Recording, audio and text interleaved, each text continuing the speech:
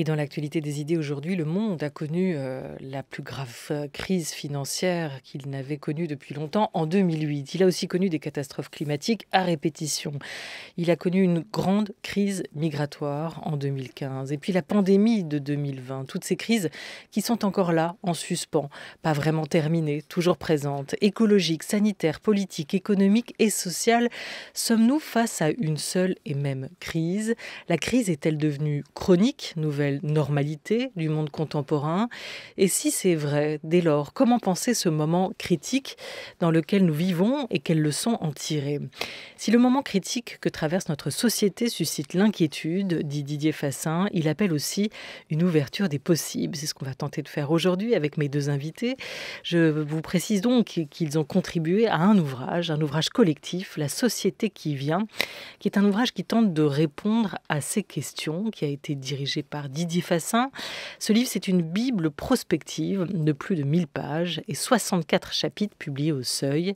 Une bible qui réunit plus de 60 contributeurs renommés, parmi lesquels les meilleurs spécialistes du numérique, de la citoyenneté, de l'environnement, du travail ou encore de la santé. Avec nous aujourd'hui, la sociologue Dominique Méda. Bonjour. Bonjour. Et l'historien des sciences Christophe Bonneuil à distance. Bonjour Christophe.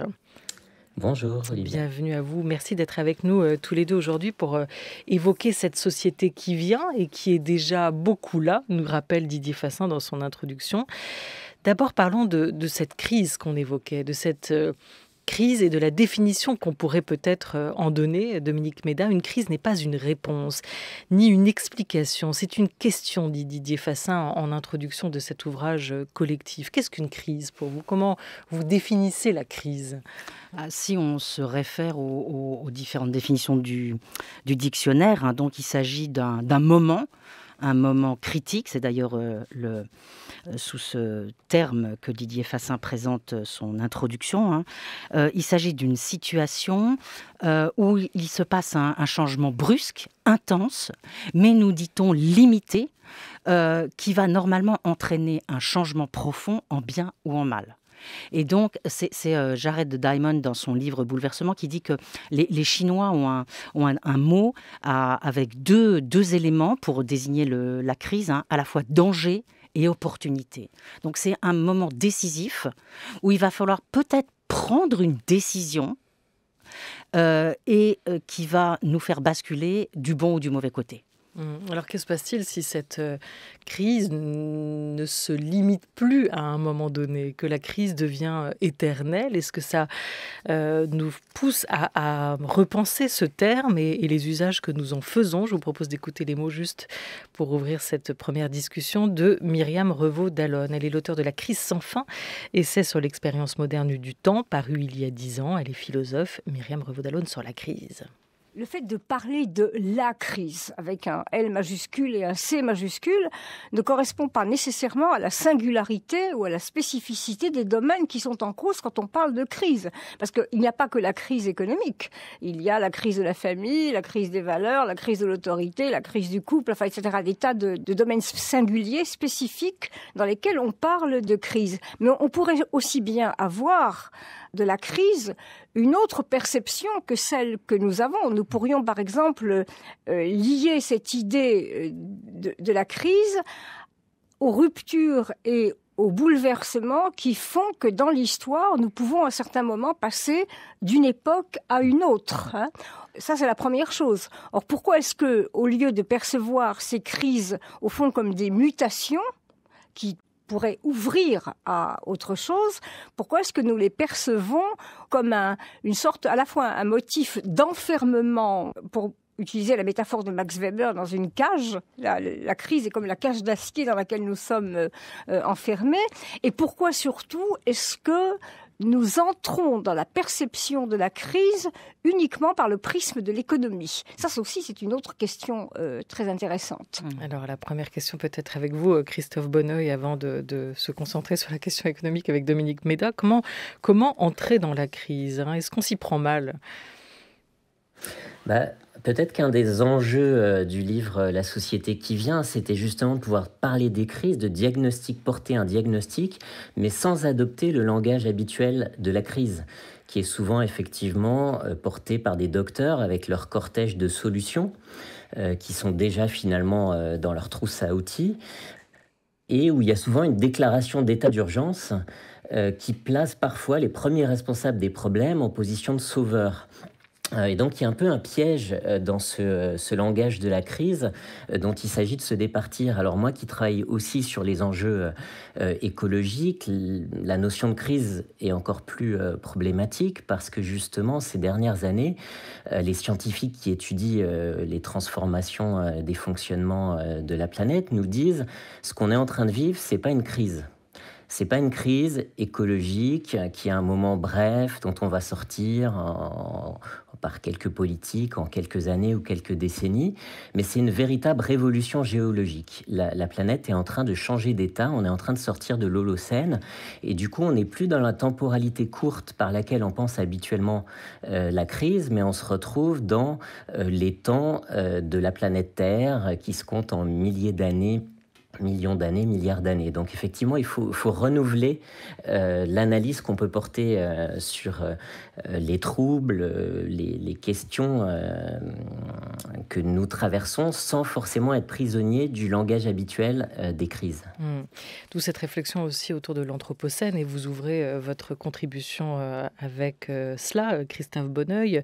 Est-ce qu'on peut reprendre alors cette idée dans le mot crise, cette notion pensée par Janet Reutemann que cite Didier Fassin en ouverture de cet ouvrage collectif, la crise comme un point aveugle qui permet la production de connaissances, Dominique Méda?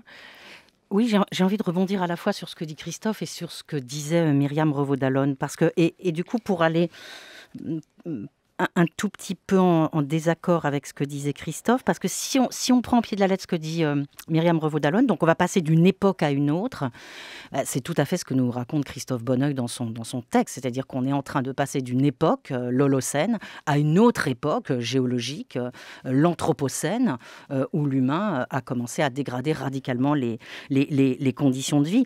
Et alors si on revenait en effet au sens premier du mot crise, on pourrait se dire que là, on est en effet sur un point de basculement. Les écologistes et les climatologues aiment bien utiliser cette notion de point de basculement. On est à un point de basculement et il va falloir en effet qu'on s'oriente, qu'on aille vers un profond changement de paradigme.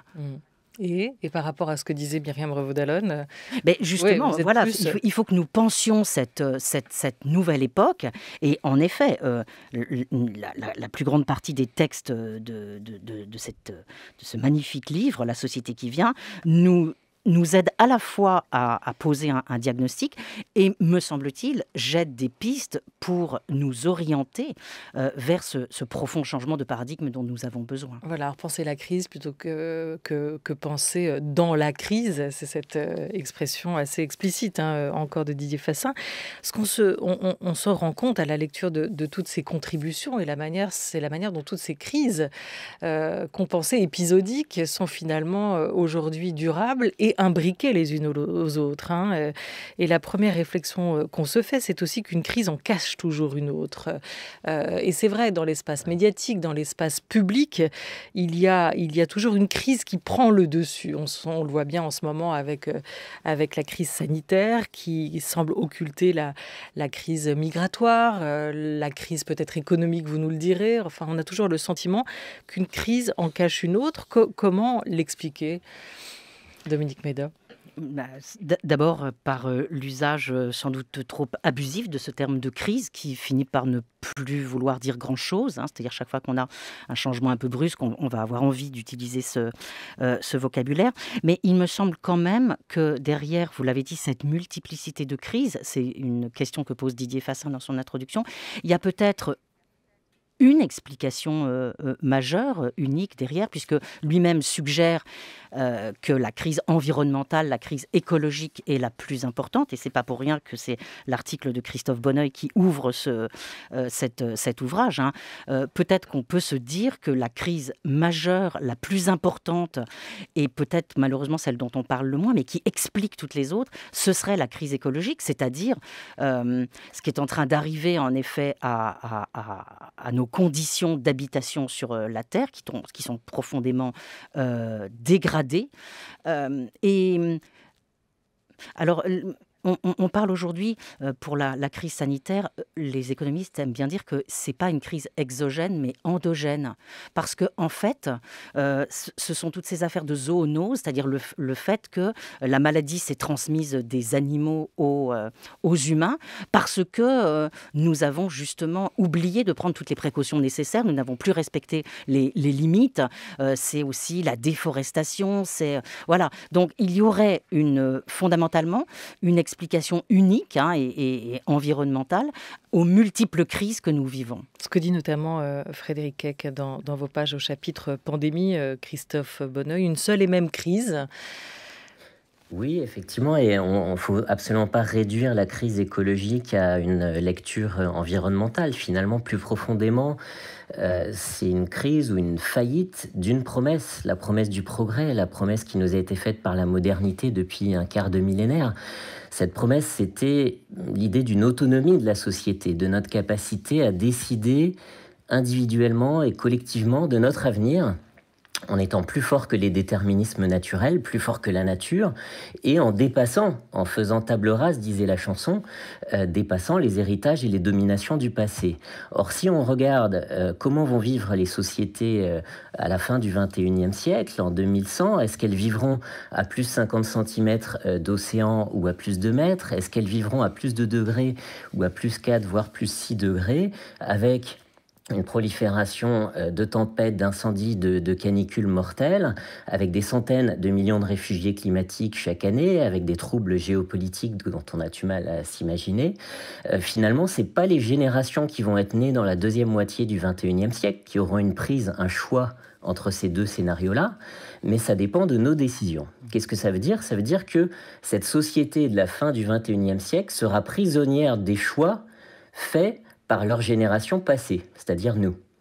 Donc c'est le contraire de la promesse de la modernité, c'est le contraire de la promesse inaugurale des Lumières, du progrès.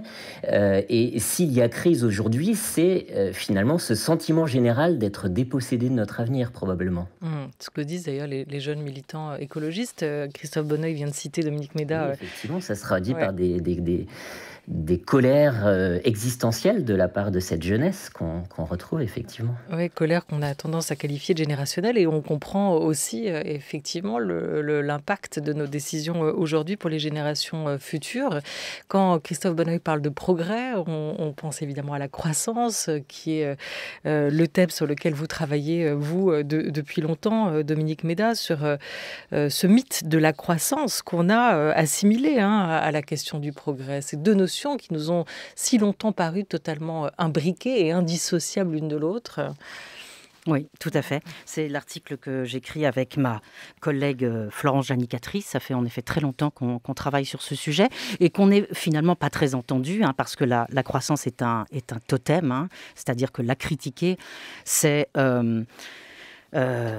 très délicat, c'est-à-dire qu'on vous prend souvent pour un fou, enfin des folles en l'occurrence, même si là, la question est en train de devenir très, très sérieuse. Alors en effet, longtemps, la croissance a été assimilée au progrès et même identifiée au progrès. En particulier pendant les 30 Glorieuses. Alors je rappelle que la croissance, c'est la croissance du produit intérieur brut. Je dis ça parce qu'il y a pas mal de textes qui se sont succédés ces dernières semaines où des économistes disent « mais non, la croissance, c'est pas la croissance du PIB, c'est la croissance du bien-être ». Ben non, je suis désolée, on a un système universel de comptabilité nationale dans lequel la croissance, c'est la croissance du produit intérieur brut, c'est-à-dire c'est la valeur monétaire de tout ce qu'on produit, aussi avec les administrations publiques. Et ce qui est tout à fait extraordinaire, c'est qu'on a réduit en quelque sorte la richesse d'une société à ce produit intérieur brut, en oubliant des tas de choses. Et évidemment, cette comptabilité nationale, c'est une comptabilité assez simpliste qui n'a pas de fond, je dirais. Et donc, vous produisez de la valeur ajoutée, vous faites des productions, mais vous ne regardez jamais ce que deviennent les patrimoines que vous utilisez. Le patrimoine naturel, évidemment, et puis aussi la cohésion sociale. Et donc, on pourrait se retrouver dans une situation, c'est pour ça qu'on dit, est-ce que la croissance, c'est la pire ou la meilleure des choses?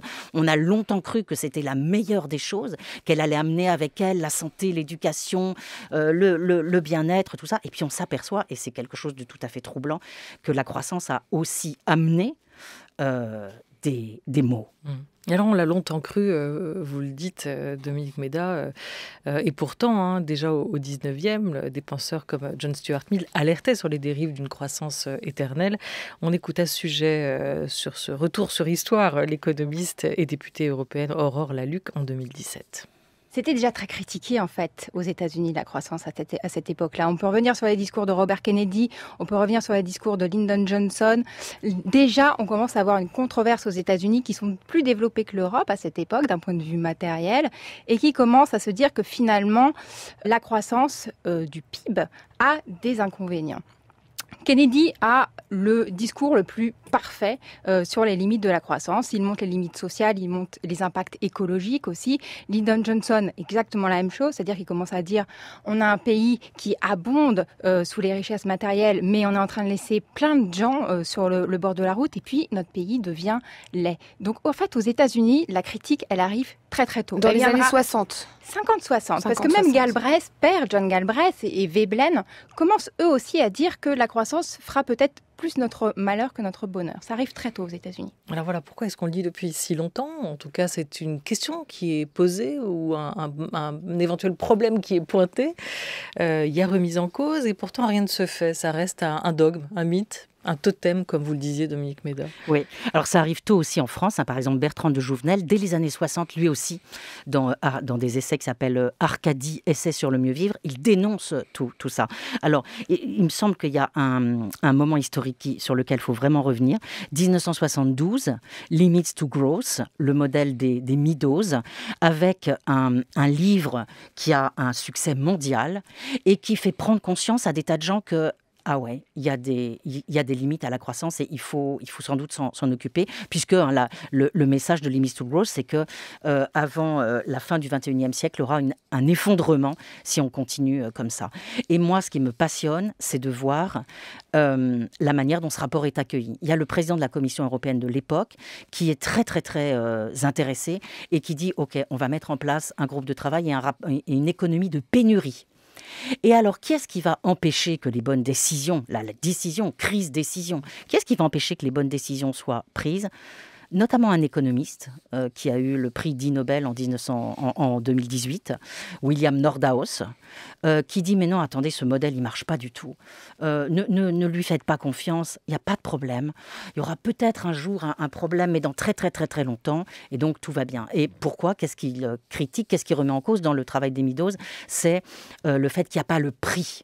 Et s'il y avait eu le prix, dit-il, alors le prix aurait joué son rôle, c'est-à-dire quand une ressource vient à manquer, son prix augmente, donc on va passer à une autre ressource, et comme ça on va toujours trouver des substituts, et tout ira bien. Et je pense, mais alors je ne suis pas du tout la seule, il y a eu pas mal de travaux là-dessus, très très très intéressants, que les économistes, certains économistes ont une responsabilité très très importante dans le temps que nous avons perdu. On a perdu 50 ans. Voilà, d'où l'importance d'avoir aussi, à tort ou à raison, mais d'autres récits qui existent, d'autres modèles à mettre en avant, à réfléchir, à expérimenter. Christophe Bonneuil, vous pensez dans le cadre de votre réflexion autour du système Terre, de la question de l'habitabilité de la planète aussi aujourd'hui à cette croissance ou contre-croissance à proposer. Est-ce que vous tendez plutôt vers la décroissance, vers la post-croissance, vers la croissance verte ? Est-ce qu'il y a, selon vous, des modèles en littérature ou pratiquement à expérimenter aujourd'hui ? Oui, peut-être d'abord, je voudrais rebondir sur ce qu'a dit Dominique Méda, sur comment on peut comprendre les réactions extrêmement violentes et massives aux alertes du début des années 70 sur les limites de la croissance.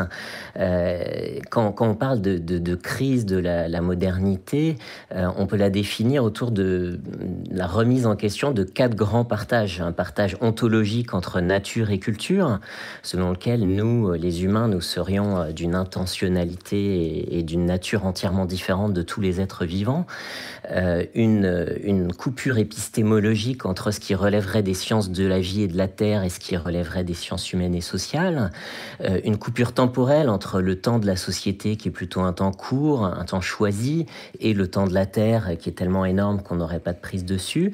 Et puis la dernière coupure, c'est une coupure cinétique. C'est l'idée que la nature ne bouge pas, alors que nous, les humains, nous innovons, nous dominons la nature, nous l'accélérons, nous la faisons évoluer plus vite. Elle est très lente, elle produit pas assez. Il faut qu'on soit là pour l'optimiser.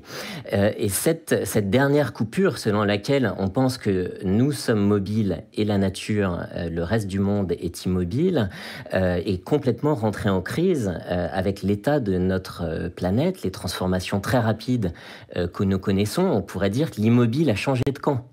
Nos milieux de vie changent plus vite que nous, changent plus vite que nos croyances, changent plus vite que nos institutions. Et donc, effectivement, on garde le totem de la croissance, la religion. On n'a pas encore réussi à changer de croyance alors que la Terre est en train de basculer.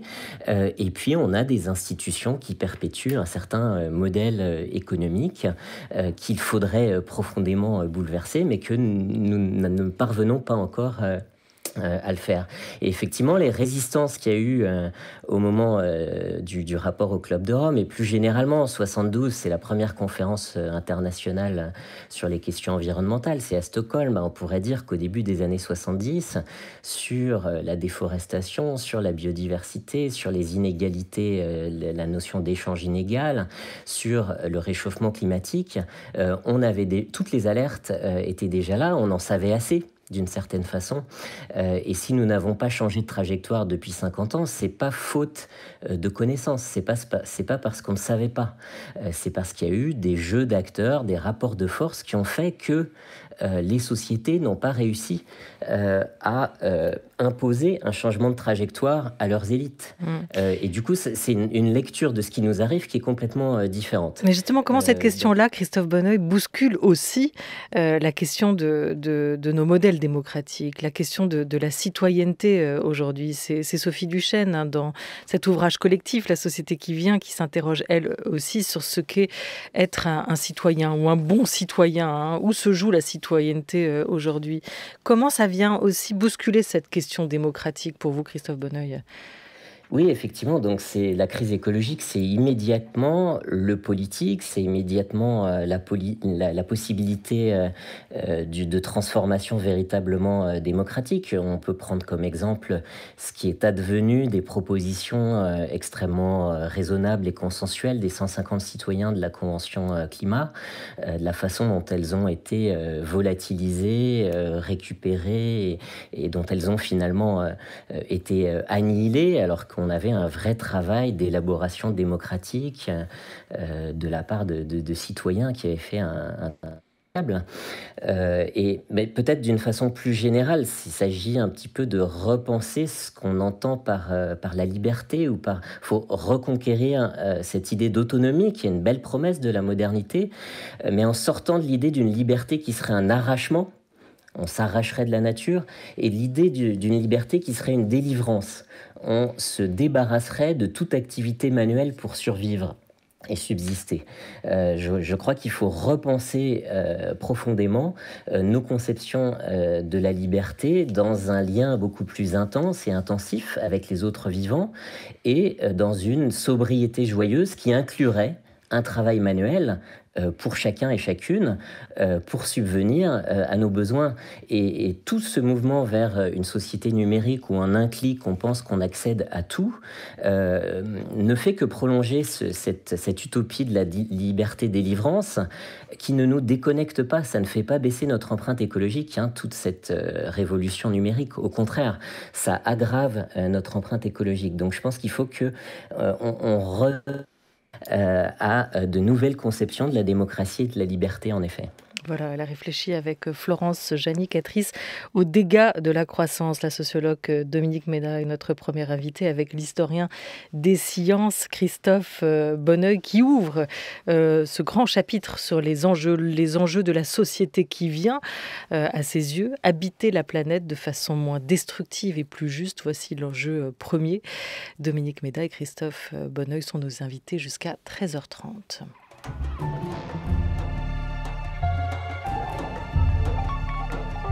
France Culture. La Grande Table. Olivia Gesbert. Dominique Méda, et pour vous, l'enjeu de la société qui vient, l'enjeu premier, quel sera-t-il ? L'enjeu, je suis tout à fait d'accord avec ce qu'a dit Christophe Bonneuil, hein. L'enjeu, c'est que l'on parvienne à bifurquer de façon sereine. Parce que, comme on l'écrit avec Florence Janicatrice dans notre texte,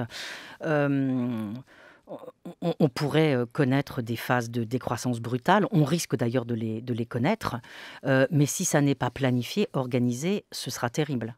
Donc, on a absolument besoin de planifier la nouvelle société qui vient.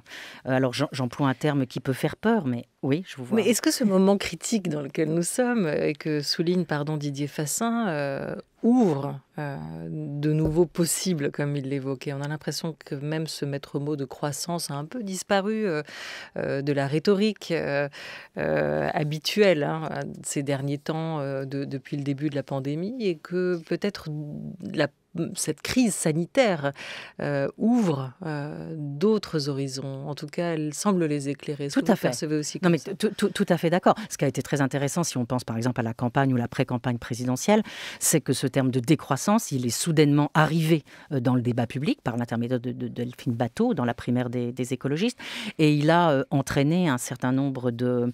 il a entraîné de l'intérêt dans la société. Alors que jusqu'à maintenant, comme vous le disiez, il y avait peu de remise en cause, c'est-à-dire parce qu'il ne faut pas quand même que l'on néglige la très grande difficulté du changement qu'on a à accomplir. Parce que la croissance, c'est quand même très commode, ça nous aide. Et c'est vrai que si on a moins de croissance, on va avoir moins de revenus, on va avoir peut-être moins de production, de consommation. Donc il faudra mieux partager. C'est-à-dire, moi je suis convaincue qu'on peut s'orienter vers une société post-croissance, donc dont la croissance n'est plus le maître mot, et que l'on peut viser des... Vous dites post-croissance, hein ? Moi, je dis post-croissance parce que décroissance, ça peut vraiment faire peur. Et puis, post-croissance, ça permet de dire, on ne fait plus référence à la croissance. Et donc, on poursuit des objectifs, par exemple, le plein emploi, la pleine santé et, je dirais, la satisfaction des besoins essentiels pour tout le monde. Et là, ça devient beaucoup plus facile parce que, on va donc tenter de poursuivre cette satisfaction des besoins essentiels de tous. Ça veut dire qu'on va devoir sans doute mieux partager. Parce que la grande question à laquelle on se heurte quand on regarde le monde qui vient, la société qui vient et la possibilité d'une société post-croissance, c'est comment on va en quelque sorte répartir la charge. Parce que les économistes, ils vous disent tout de suite que moins de croissance, c'est moins d'emplois, c'est moins de revenus pour financer la protection sociale. Voilà, il y a beaucoup de moins. Donc nous, il faut qu'on arrive à développer un discours où l'on montre quels seront les plus.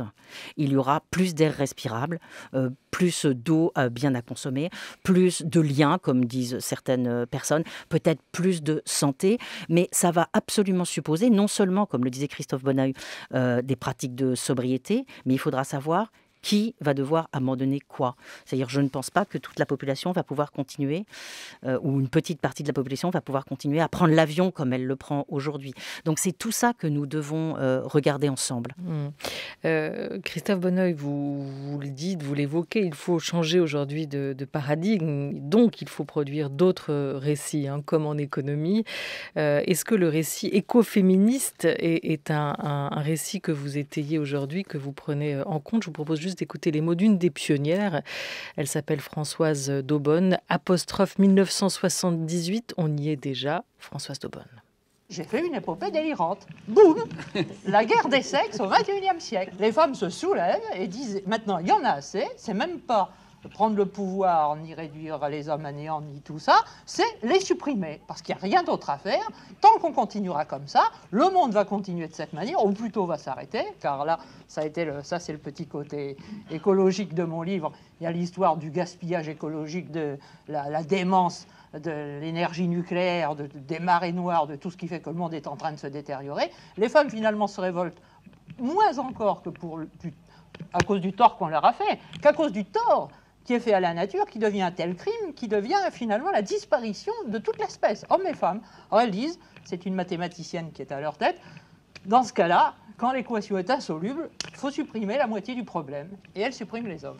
Dans la troisième partie, après avoir bien déliré et avoir libéré tous mes fantasmes, je redeviens très sérieuse parce que j'ébauche une société, un type de société idéale que, étant donné que c'est une histoire, ce sont les femmes qui l'ont choisi, ce sont les femmes qui l'édifient et seules, mais que je crois parfaitement, et heureusement, j'y tiens beaucoup à cette conviction, possible d'être édifiée entre les hommes et les femmes à égalité. Bon. Voilà, Françoise Daubonne chez Apostrophe, sur le plateau d'Apostrophe en 78 pour parler des bergères de l'Apocalypse.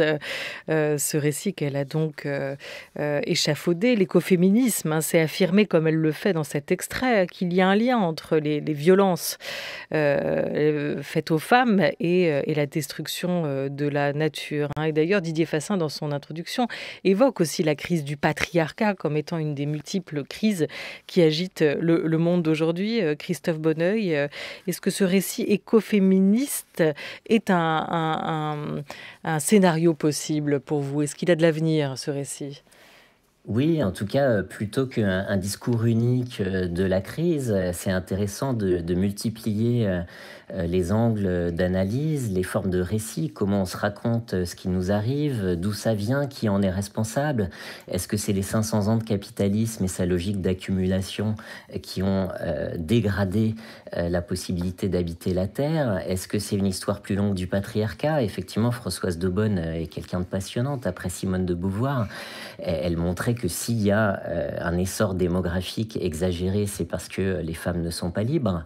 Elle a poussé son geste jusqu'au bout en allant saboter une centrale nucléaire. Donc c'est vraiment une féministe qui est devenue écologiste dans les années 70. On le sait peu, ça.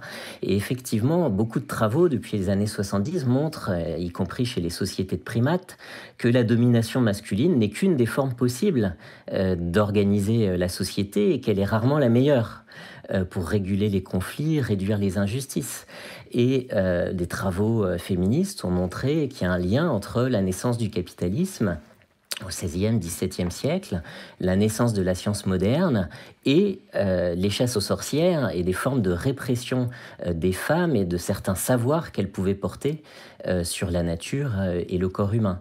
Donc effectivement, on peut se demander si une renaissance, une véritable transition ne supposerait pas d'aller beaucoup plus loin encore dans la sortie du patriarcat pour inventer d'autres rapports à la nature que ceux de la domination, pour se rapprocher du soin, pour également mettre au centre de nos préoccupations non pas seulement la production, mais la reproduction sous toutes ses formes.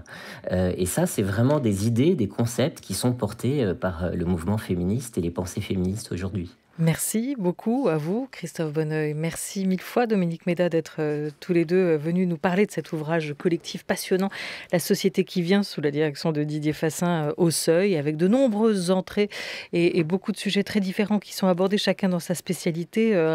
Évoquons juste sur la fin ces pensées libre cours et ces cartes blanches qui sont offertes à des penseurs étrangers, dont Felwinsar, dont Axel Honneth, avec chacun leur spécificité. Un grand merci à toute l'équipe de la Grande Table à la réalisation. Aujourd'hui, c'était Thomas Beau avec Clara Guelivel. Programmation de la Grande Table des Idées, Lucas Bretonnier avec Osana Chauvin à la préparation. Merci beaucoup à Henri Leblanc pour la Grande Table Culture du jour.